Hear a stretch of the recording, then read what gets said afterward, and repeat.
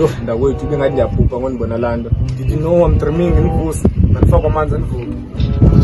Ama mntakwethu andizuthetha nto eyi-1 ngaloo mani. Nantsi engitshisa apha esifubeni. Iyakwazi mithi. Okwesingaphi?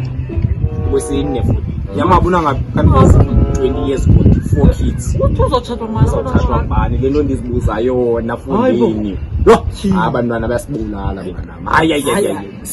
Obhuta abahlebayo. Soze kanti. Ino kuyabhuta. Alo buyabhuta. Tata, wena. Walo tata.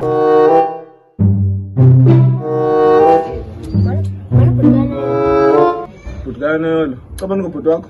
Oh shit, here we go again. Hey, molo bhuti wami lapha. Ukhona into engifunayo, anayona. Ukhona? Yes, ixoxe limbiza. Futhi intombazana uncede weza mani. Ngivile into apha. Into la makhulu uhlala phaa kuyo. Nithama wena. Ngokona 93. Ya, bese la ngivula ukuthi kasho.